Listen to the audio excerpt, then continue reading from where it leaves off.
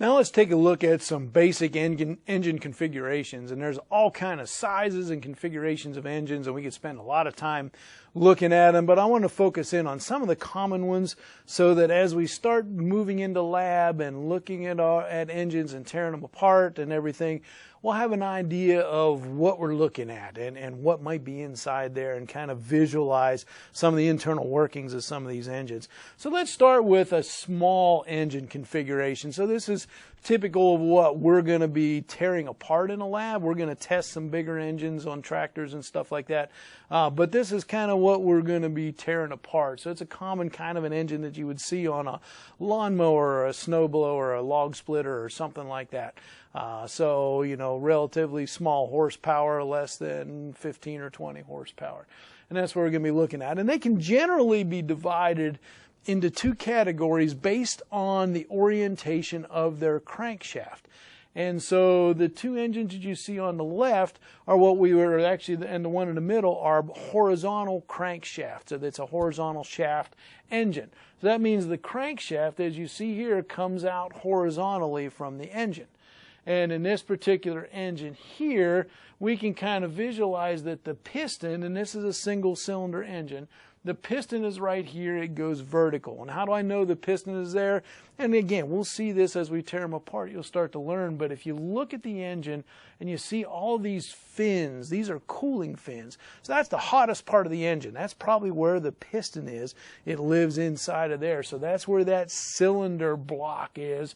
And that's where the piston is going to be. So you can see this one is oriented vertically, and my shaft comes out of there horizontally. So down here is a similar kind of an engine, horizontal shaft engine. But now this one, you can see that the piston comes out at an angle. Again, you're looking at the fins here. You can see how that part of the engine is kind of tilted over. So this piston would be moving sideways or kind of at an angle this way. So this one's moving up and down.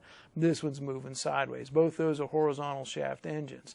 And this motorcycle engine, this is two cylinders, and you can see them pretty distinctly here. Again, those cooling fins and everything kind of indicate where those pistons are to cool the engine off. So we have one piston going out at this direction and one piston going out at that direction. So there's two pistons on there, and they're connected to this shaft. Again, it's horizontal. So I would connect things onto these shafts. So I might put a pulley on this shaft, and that connects to my go-kart tires, and that's when I'm going to run my go-kart. So this is a common configuration that's used on go-karts, and some lawnmowers and things like that, you know, riding mowers might use a horizontal shaft configuration. Again, on the motorcycle, there's maybe a chain that goes to a transmission that goes back to the wheels and stuff like that. So that shaft is coming out horizontally. Now, these two engines on the right have a vertical shaft. So you can see on this one that the shaft is coming down out of the bottom.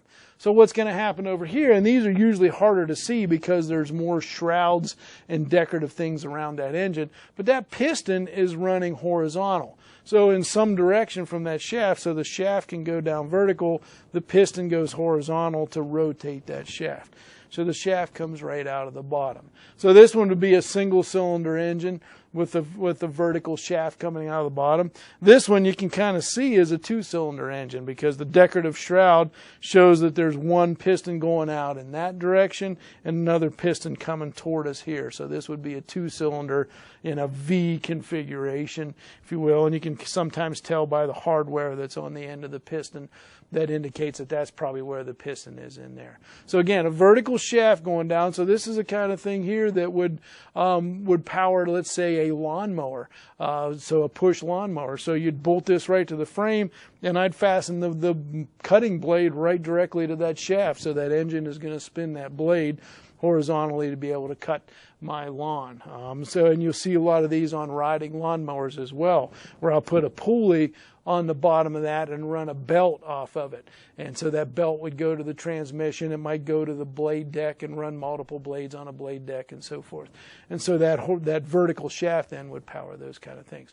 So that's small gas engines, you know, 1, 2 cylinders. Typically you don't see a whole lot more than that in these small gas engines. horizontal or vertical shaft configurations.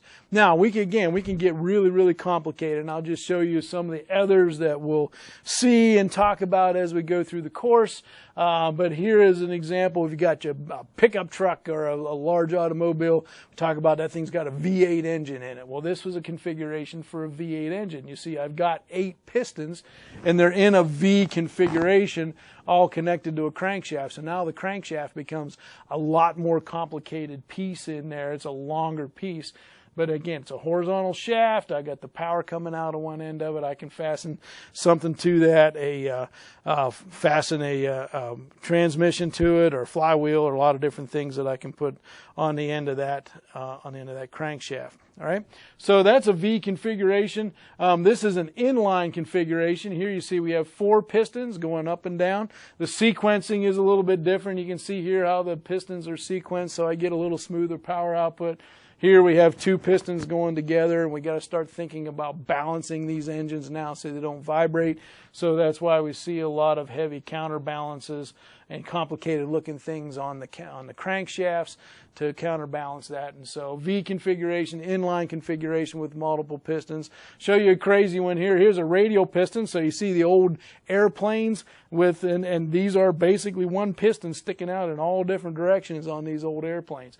And this is what it would look like, the animation there, where we've got that crankshaft moving around the center and it's pushing these pistons in and out in all different directions. Of course, lubrication is going to be a little bit bigger issue with an engine like this, how we keep lubrication to all of the pistons and make it work correctly and everything, so that becomes more of a challenge. But that's a radial configuration. I'll show you one more crazy thing, and we won't spend a whole lot of time doing any analysis with this, but a rotary engine, a guy named Wankel, it has the name on that invented this concept for this rotary engine. Mazda is probably one of the most famous automobile manufacturers. The CX series, the small sports cars years ago, used these rotary engines in them. And they're kind of fascinating to watch when you look at these animations, or how the piston, it's not really a piston, it's this rotary piece on the inside, it rotates around like that. It's a neat mechanism. But you can kind of see over here how that as that rotates, we have this chamber on the one side here that gets bigger. And as it gets bigger, that's like my piston going down, drawing my intake in. As it rotates on around, it compresses that fuel-air mixture over on this side. I've got something here to ignite it, spark plug or whatever. Now as it rotates around, this chamber gets bigger. That's my power stroke. And as it comes around, then it opens up a port and allows the gases to come out on this side. So again, it's kind of combined some of that 2-stroke concept where we didn't have to have valves and everything with a 4-stroke, so we're not really mixing the fuel and the clean fuel and the dirty gases and so forth. They can be kind of separated, so it's kind of a neat concept there.